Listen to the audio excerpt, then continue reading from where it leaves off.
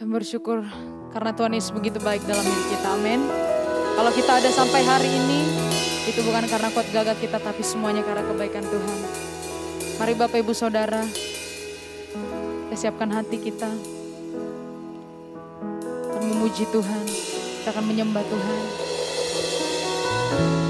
Baiklah keadaan kami hari ini Tuhan, karena kami bersama dengan Tuhan. Terima kasih Bapa yang baik atas penyertaan-Mu dalam hidup kami. Sebagai tanda rasa syukur kami mau menyenangkan Tuhan melalui kami, melalui pujian kami, syukur kami kepada Tuhan. Terima kasih Tuhan.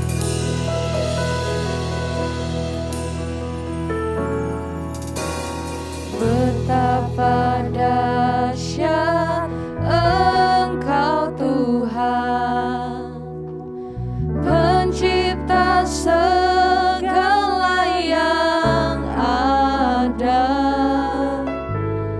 dulu, sekarang, sampai selamanya. Hanya Engkau Tuhan, tak terselami pikiran-Mu, tak terukur panjang setia-Mu, dulu, sekarang, sampai selamanya. Hanya Engkau Tuhan, ku sembah Engkau Yesus. Hanya Engkau Allah di hidupku, tiada yang lain, hanya Kau, hanya Engkau Tuhan selamanya. Kau tetap Allah, walau dunia semua bergoncang, tak tergoyahkan. Kau tetap Allah. Mari saya jemput kita semua untuk bangkit berdiri. Kita akan pujian ini kembali. Betapa dahsyat Engkau Tuhan, Kau pencipta segalanya Tuhan, pencipta segala yang ada, dulu, sekarang, sampai selamanya. Hanya Engkau Tuhan,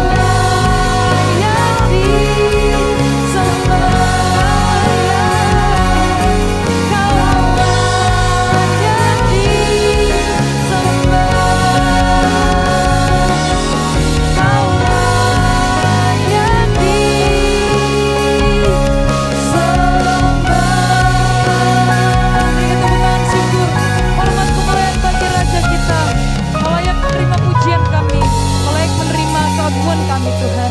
Disenangkanlah Tuhan melalui pujian kami. Terima kasih Tuhan.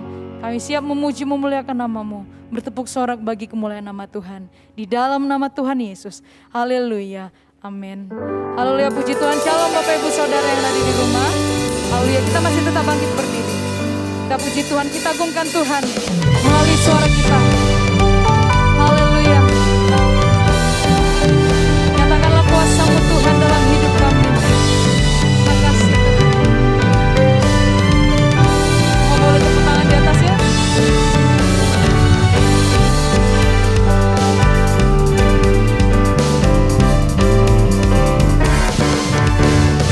Inilah zaman Elia, nyatakanlah firman Tuhan. Dan inilah zaman hamba-Mu, Musa, kebenaran dipulihkan. Dan meskipun zaman ujian, cobaan, padang bahkan kelaparan, di belantara kita akan tetap berseru, ucapkan jalan bagi Tuhan. Dia datang, Dia tak kawan, tampil bersinar, surya kebenaran, angkat suara. Ini tahun Yobel, dari bukit Sion keselamatan datang. Haleluya.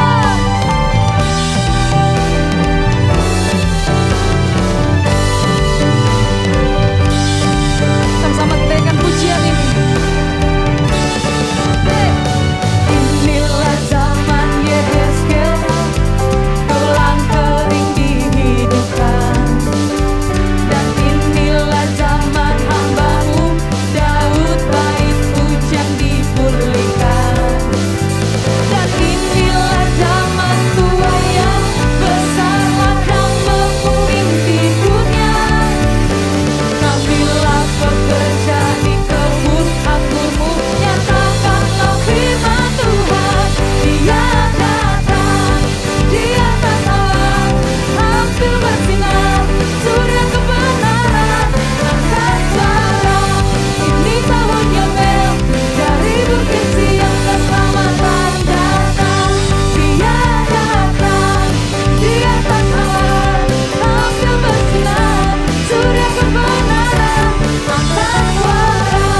Ini tahun Yobel, dari bukit Sion keselamatan datang.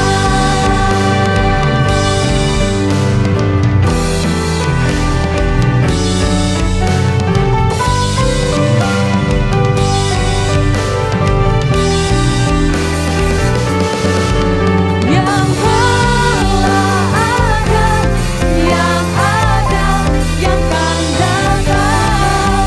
Yang telah ada, yang ada, yang akan datang. Yang telah ada, yang ada, yang akan datang.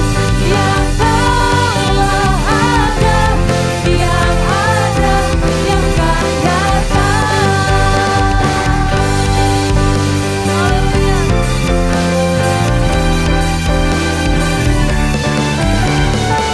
Puji Tuhan. Masih semangat puji Tuhan, amin. Yang percaya Allah kita setia dan benar, boleh lambaikan tangannya. Haleluya. Kita akan pujian ini. Allah yang setia bagi kami Tuhan. Terima kasih.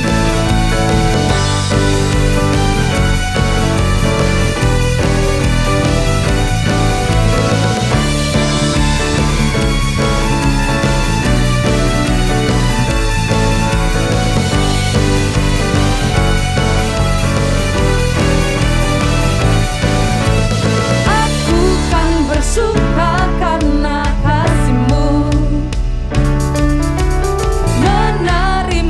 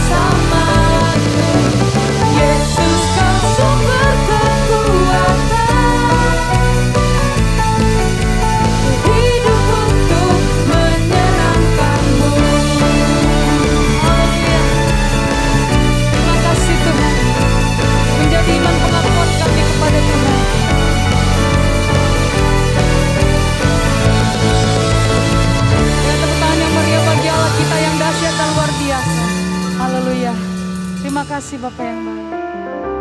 Terima kasih Tuhan. Tak terbatas kasih-Mu, kebaikan-Mu dalam hidup kami. Sebentar kami akan mendengarkan firman-Mu. Kami siapkan hati kami Tuhan.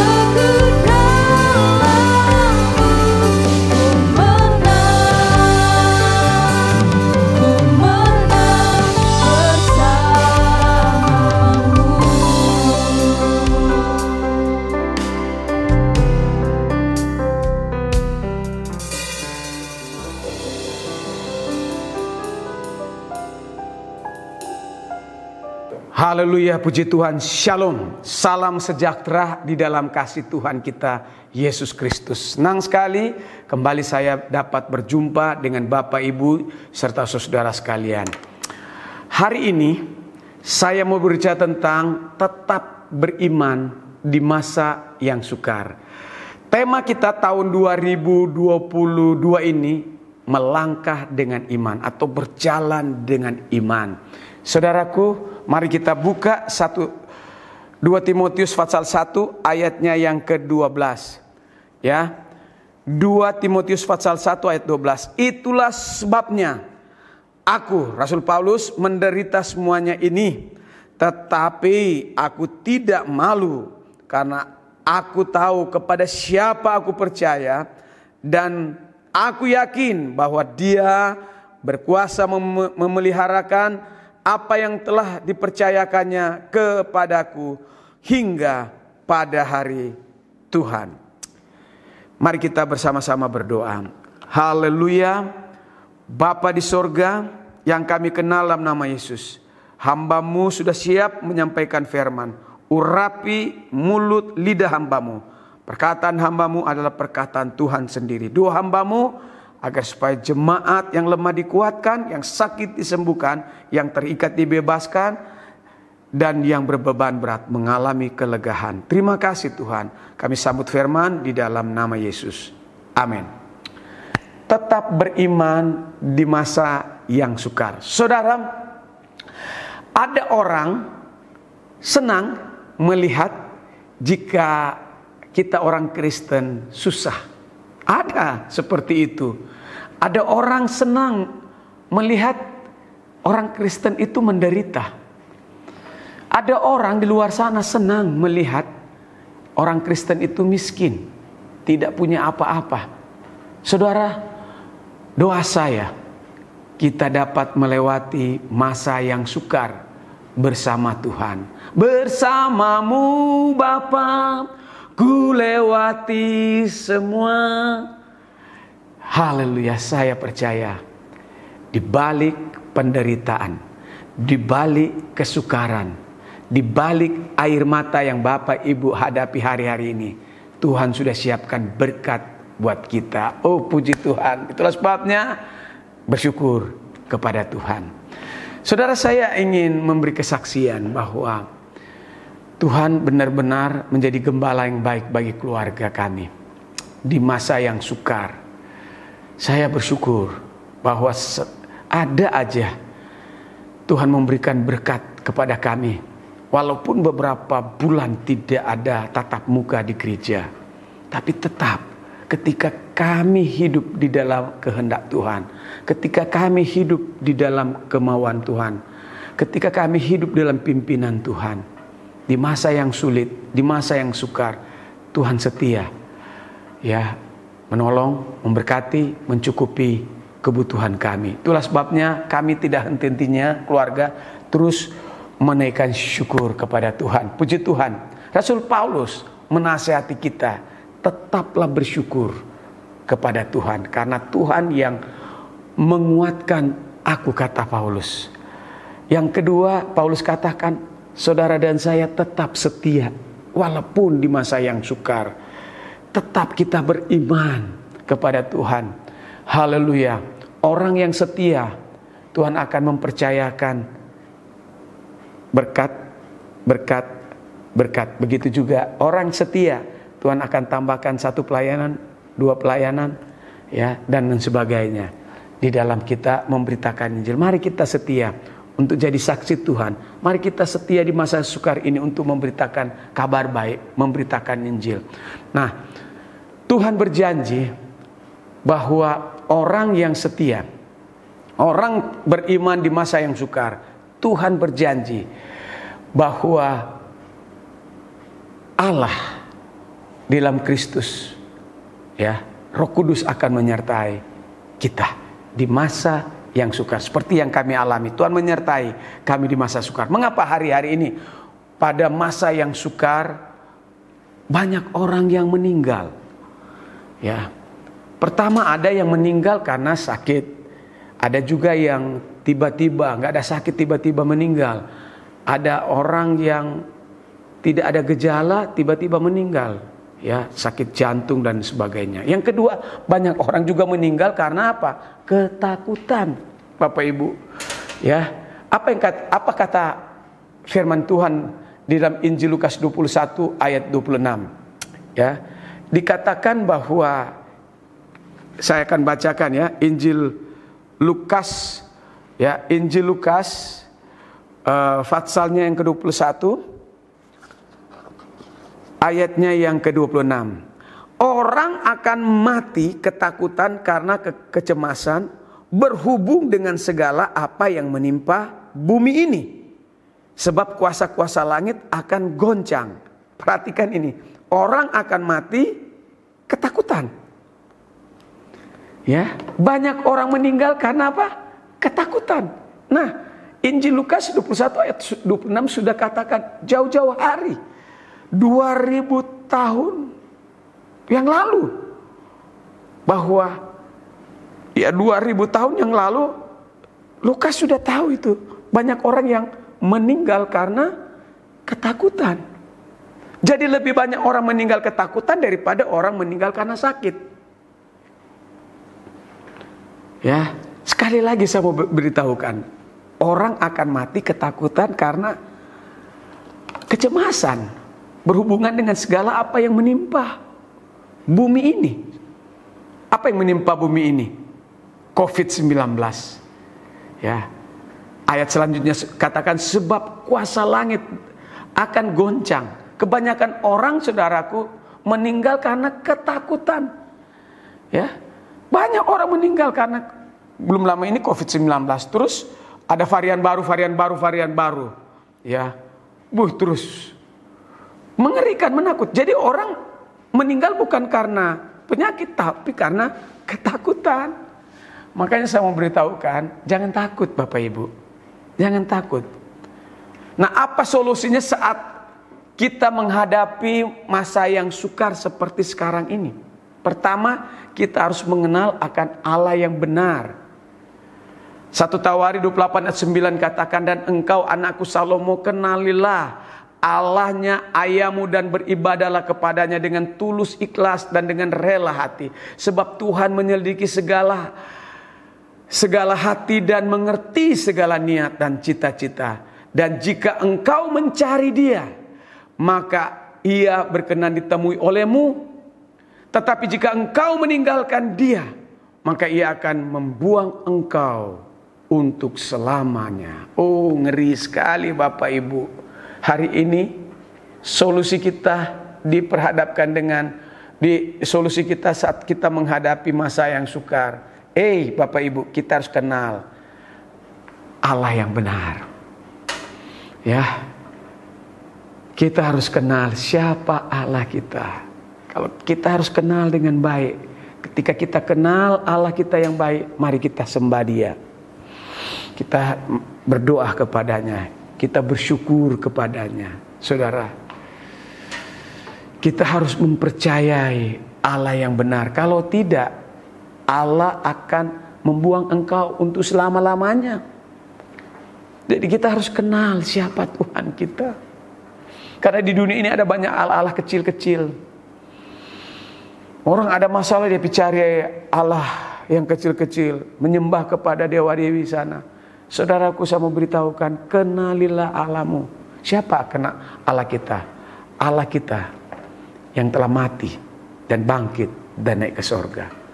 Allah kita yang kita kenal di dalam nama Yesus. Oh haleluya. Kita harus mempercayai Allah yang benar. Kita harus memiliki kerinduan beribadah kepada Allah yang benar yang kita kenal di dalam Tuhan Yesus Kristus. Mengapa? Karena hanya Allah yang benar yang memberikan kepada kita. Pertama, memberikan kita berkat materi, ya, berkat sementara dalam dunia ini. Misalnya mobil, rumah, uang, tanah, ya, kesejahteraan dan kesehatan dan lain-lain, ya. Dan hanya dalam Tuhan Yesus kita, saudara dan saya, memperoleh jalan hidup yang kekal. Hanya melalui Yesus. Ya, di dunia ini banyak agama menawarkan tentang keselamatan, tapi hanya ada satu yang menawarkan hidup kekal, jalan ke sorga. Yohanes 14 ayat 6 katakan bahwa akulah jalan kebenaran dan hidup, kata Tuhan Yesus. Tidak seorang pun yang sampai kepada Bapa kalau tidak melalui aku, yaitu Tuhan Yesus. Haleluya. Sorga hanya ada di dalam Tuhan Yesus kita, ya, dalam Tuhan Yesus Kristus. Hanya ada dalam Kristus perlindungan yang sejati. Haleluya, haleluya. Saudaraku, karena apa saya mau beritahukan? Di dunia ini ada nabi-nabi palsu. Matius 7 ayat 15 sampai 23 katakan, kita harus waspada dan hati-hati tentang nabi palsu. Ya, kalau kita dengar ada nabi-nabi palsu hari-hari ini, itu jauh-jauh hari Allah dalam Kristus sudah memperingatkan kita supaya kita hati-hati. Ada nabi palsu. Ya. Kita harus kenal ajarannya, saudaraku. Kita harus kenal mereka dari apa? Bagaimana kita bisa mengenal orang-orang di luar sana? Kita harus mengenal melalui pertobatan. Ya, kita harus lihat mereka dari buah-buah mereka. 1 Yohanes pasal 4 ayat 1 sampai 3. Saudara-saudara yang kekasih, janganlah percaya akan setiap roh, tetapi ujilah roh-roh itu apakah mereka berasal dari Allah. Sebab banyak nabi-nabi palsu yang telah muncul dan pergi ke seluruh dunia. Demikianlah mengenal roh Allah. Setiap roh yang mengaku bahwa Kristuslah telah datang sebagai manusia berasal dari Allah. Dan setiap roh yang tidak mengaku Yesus tidak berasal dari Allah. Roh itu adalah roh antikris, dan tentang dia kamu telah dengar. Ya, kita sudah dengar bahwa akan ada antikris. Ya, antikris, nabi palsu. Kita harus waspada. Kalau kita tidak waspada, kita akan tersesat, Bapak Ibu. Waspada, ya. Ia akan datang dan ia sudah ada di dalam dunia ini. Jadi kalau ditanya, Pak, sekarang sudah ada nabi palsu? Ya sudah ada. Nabi terakhir, ya, adalah Tuhan Yesus. Setelah Tuhan Yesus tidak ada lagi nabi. Jadi kalau ada nabi yang datang setelah Yesus, itu namanya nabi palsu. Itu kita lihat di mana? Yang tidak mengaku Kristus adalah Tuhan, itu nabi palsu. hati-hati. Hati-hati. Yang benar adalah mengaku Yesus adalah Tuhan dan Juru Selamat.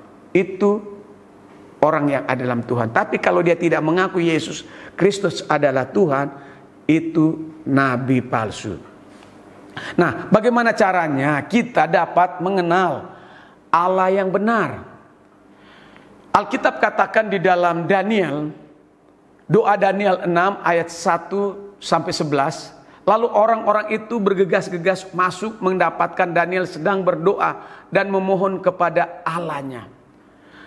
Daniel mengenal Allah yang benar. Itulah sebabnya dia berdoa. Saudaraku, ketika dia berdoa menghadap Tuhan sehari 3 kali, dia tahu Allah yang benar. Dan Allah itulah, Allah yang benarlah yang menyelamatkan Daniel dari gua singa. Kalau kita kenal Allah yang benar, yang kita tahu Allah yang benar ada dalam Kristus Yesus, dialah yang akan menolong kita di masa yang sukar dan sulit ini. Yang kedua, Sadrak, Mesak, dan Abednego. Mereka mengenal Allah mereka yang benar. Dan saat mereka menderita dimasukkan ke dalam api neraka yang dipanaskan 7 kali lipat dari api yang biasa, Allah yang benar itulah yang menolong mereka. Karena mereka kenal siapa Allahnya.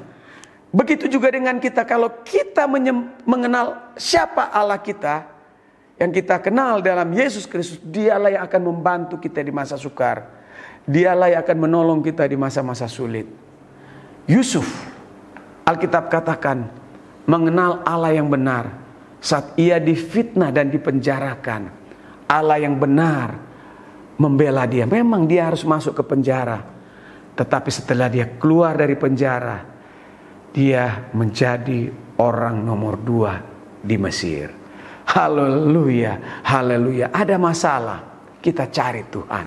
Amin, amin. Kalau kita cari Tuhan yang benar, Tuhan yang benar itulah yang akan menolong kita di masa-masa yang sukar. Haleluya. Saat ada masalah, saya mau bilang, mari cari Allah yang benar. Apa dampaknya jika kita kenal Allah yang benar dan kita beriman kepadanya? Ya. Dan kita mau berjalan dengan iman. Haleluya. Apa dampaknya jika kita kenal Allah yang benar yang kita kenal dalam Yesus Kristus? Kita akan beriman, kita akan percaya kepadanya. Yang pertama, waktu kita beriman kepada Yesus, kita berdoa, Allah yang benar akan menjawab doa-doa kita.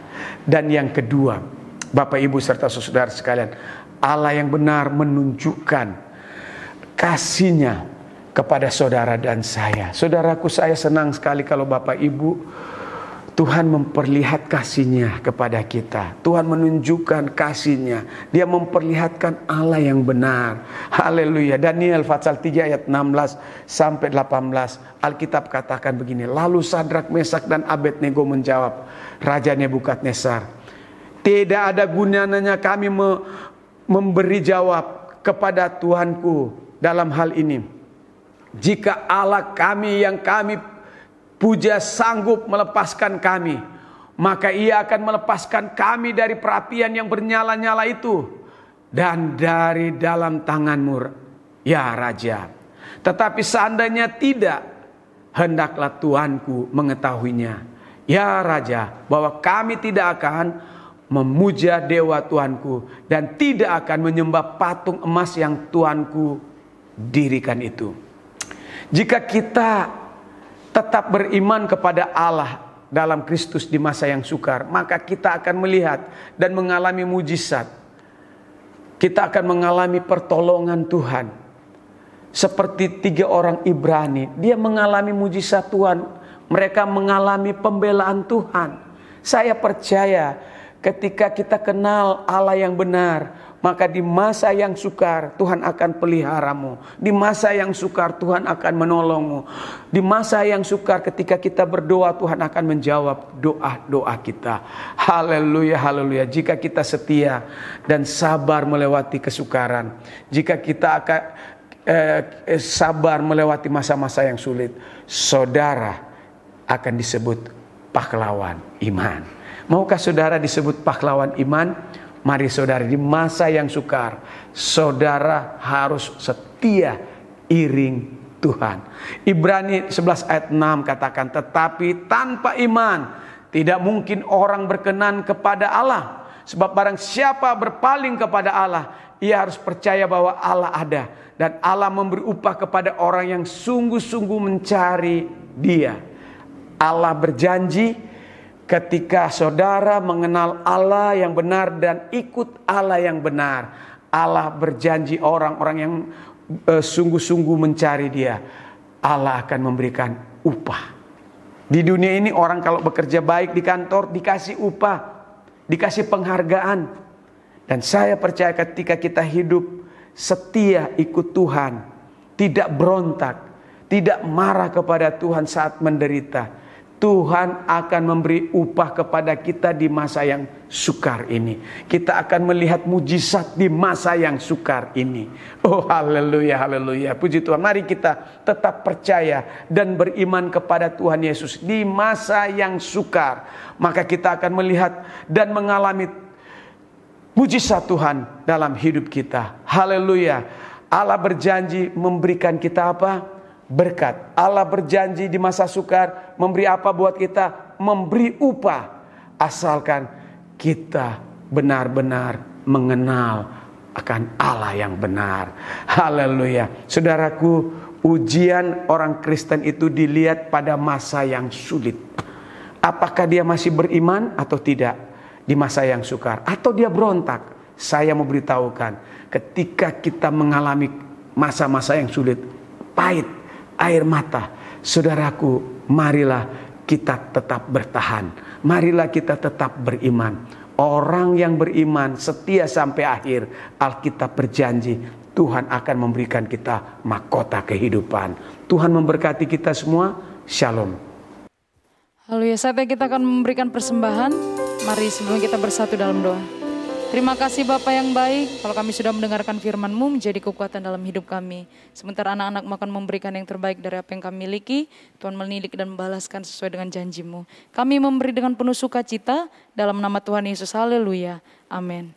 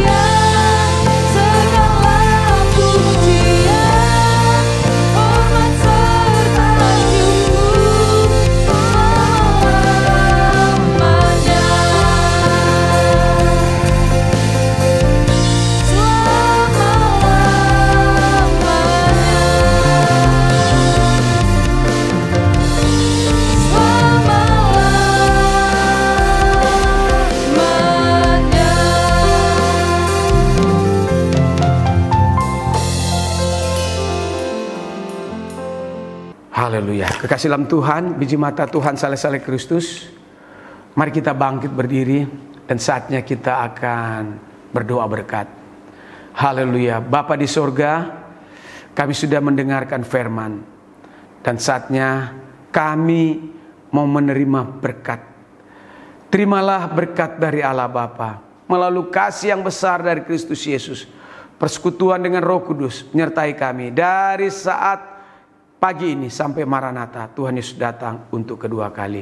Kiranya Engkau ya Tuhan memberkati kami berlimpah-limpah di tahun 2022 ini. Amin.